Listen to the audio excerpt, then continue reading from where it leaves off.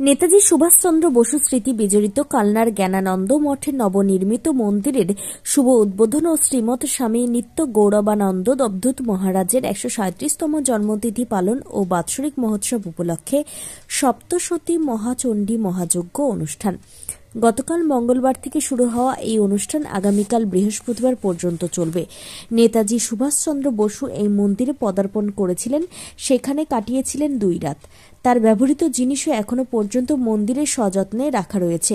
এখানে একসময় ছিল বৈপ্লবিক আখড়া। স্বাধীনতা সংগ্রামের রূপরেখাও তৈরি হতো এই জ্ঞানানন্দ মঠ থেকে। নিত্য গৌরবানন্দ মহারাজ তিনিই ছিলেন স্বাধীনতা সংগ্রামী। মন্দিরটির অবস্থা ভগ্নপ্রায় হয়ে যাওয়ার কারণে মন্দির নতুনভাবে নির্মাণের সিদ্ধান্ত নেয় মন্দির কর্তৃপক্ষ। সেই মতন গতকালের মন্দিরের আনুষ্ঠানিক উদ্বোধন হয়। আজ বুধবার নগর পরিক্রমা এবং ভক্তিগীতি পরিবেশন অনুষ্ঠান। আগামীকাল কয়েক হাজার মানুষের জন্য রয়েছে নরনারায়ণ সেবা এবং বস্ত্র বিতরণ। এই প্রসঙ্গে বুধবার বেলা ২টো নাগাদ বর্তমান মন্দিরের দায়িত্বপ্রাপ্ত মহারাজ নিত্য প্রেমানন্দ অবধূত তিনি বলেন, মন্দিরটি ছাদের ওপর দিয়ে জল পড়ত এবং মন্দিরটির অবস্থা ভগ্নপ্রায় হওয়ার কারণে নতুন মন্দিরে তৈরি হয়েছে।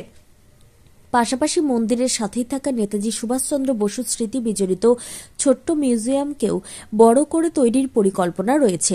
তবে আর্থিক সমস্যার কারণে এখন পারা যাচ্ছে না, তবে সেটি করা হবে বলেও জানিয়েছেন তিনি।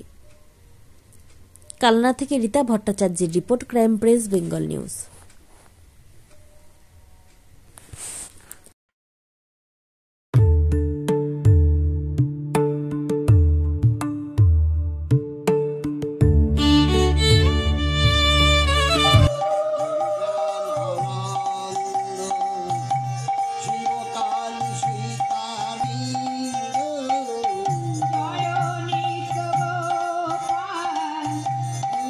এই স্মৃতি বিজড়িত এই জ্ঞানানন্দ মঠ, এখানে কি অনুষ্ঠান হচ্ছে এবং কদিনের এই অনুষ্ঠান?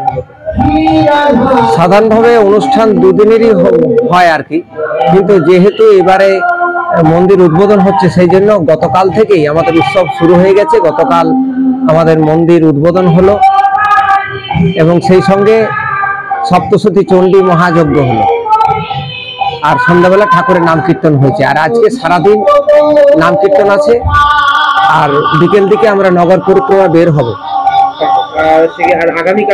আগামীকাল হচ্ছে নরনারায়ণ উৎসব, বিশেষ উৎসব সেদিনই মেন উৎসব। এইটাই বাৎসরিক উৎসব উপলক্ষে এই অনুষ্ঠানগুলো হচ্ছে।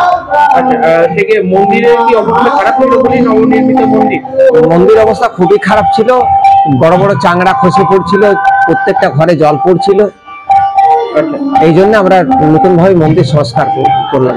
বলছি কি নেতাজির যেটা মিউজিয়াম হিসাবে রাখা হয়েছে সেটাও কি কোনো সংস্কার বা সেটার কোনো ভাবনা কিছু রয়েছে আগামী দিনে? ভাবনা হয়েছে, কিন্তু মানে আর্থিক অসঙ্গতির জন্য এখন পেরে উঠতে পারছি না। তবে আমরা চেষ্টা চালিয়ে যাচ্ছি যাতে তাড়াতাড়ি এটাও কাজটা ফলপ্রসূ হয়।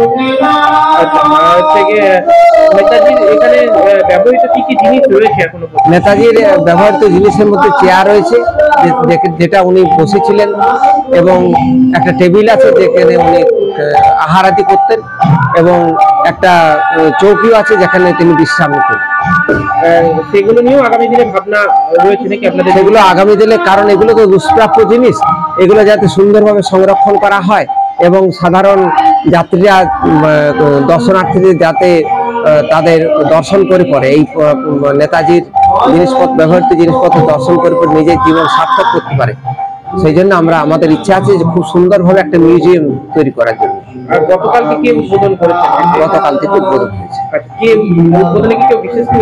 বিশেষ কেউ আসেনি, আমাদের বিভিন্ন আশ্রমের স্বামীজিরা ছিলেন এবং সেই সঙ্গে আমাদের কালনার বিশিষ্ট কয়েকজন সমাজকর্মী ছিলেন। এদের নিয়েই এবং ভক্তবৃন্দর ছিলেন আশ্রমে, এদের নিয়ে আমরা মন্দির উদ্বোধন করেছি। আমার নাম নিত্য প্রেমানন্দ অবধূত। বর্তমানে দায়িত্বপ্রাপ্ত? আমি বর্তমানে দায়িত্ব।